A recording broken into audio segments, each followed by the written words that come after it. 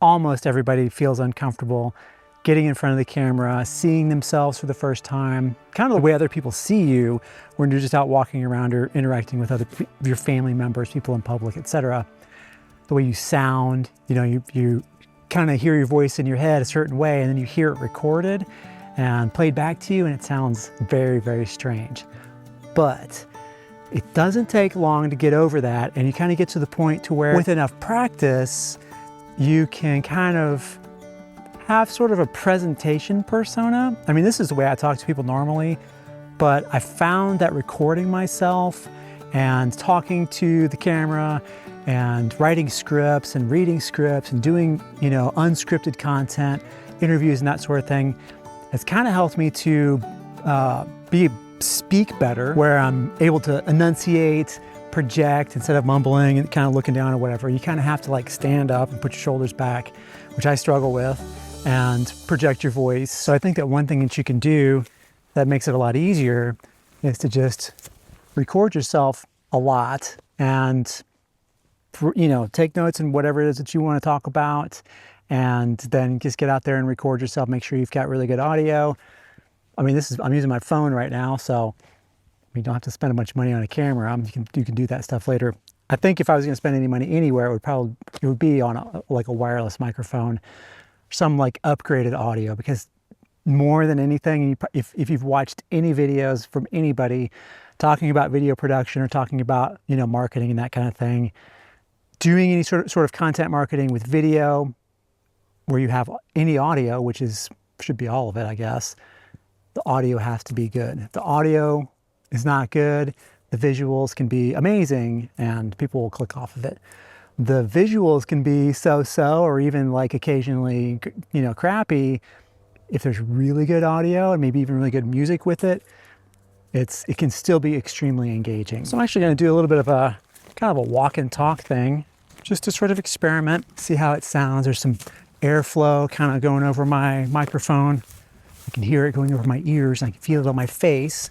So it tells me that I've got something going to be on the microphone, but because it's got a sort of a muff on it, or like a windbreaker basically, maybe it'll knock that down. Besides, really good voice isolation function in Final Cut Pro that actually happens to work really, really well.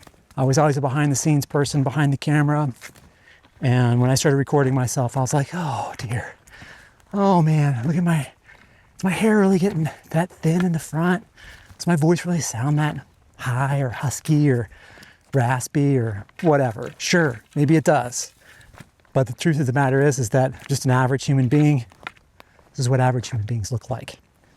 And average human beings want to learn from somebody who's real. So when I say that this is your superpower, there's nobody out there that sounds just exactly like you, that looks just exactly like you, that thinks just exactly like you, all in a specific combination that is uniquely you. They're looking for somebody to learn from, whatever it is. They are looking for somebody that resonates with them. And it could be that a lot of people resonate with the way you think, that combination of how you think, how you look, and how you sound. And they want to learn from you. Somebody else may want to learn from a woman or a man that's not you. It doesn't matter. It doesn't matter if it's fair. It doesn't matter any of that stuff. The only thing that matters is just simply reality. So lean in to your individuality, because that's what separates you from your so-called competitors.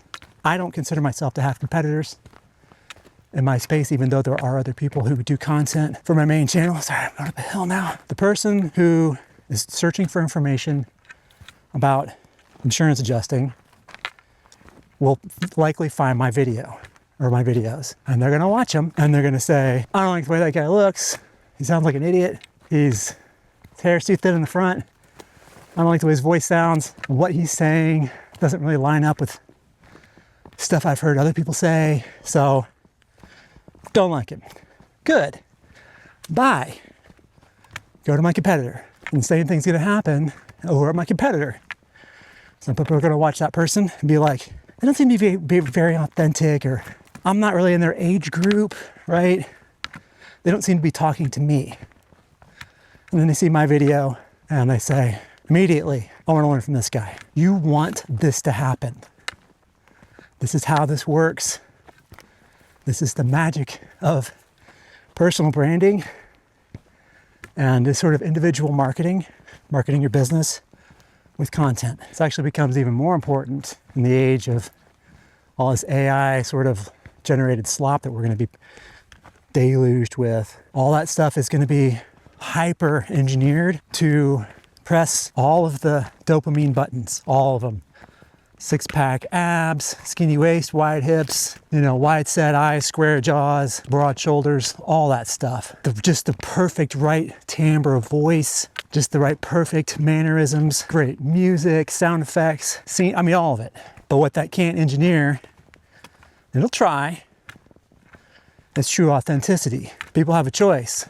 They can learn whatever it is, basket weaving, adjusting, promoting their business on YouTube. They can learn basically from ChatGPT or Gemini, from some kid in his basement, and put together a bunch of videos based on what ChatGPT came up with as a course for how to do that stuff, and then present it in a super glossy, beautiful, whatever way. That person, because they've never done the thing, right? They don't really know if ChatGPT is right or wrong. And at the moment, it's often wrong. It says things that are not quite right or gets things mixed up. And if that thing doesn't pass the editorial process of a person who's done the work and knows when to say, that's not right, we need to edit that part of the video or the script or whatever, it's going to get through. Whereas somebody like you or me who's done it, we've built the online business using YouTube, we have the receipts, we have the proof, and we can show how we did it, and we can show how we're doing it. Media is being democratized.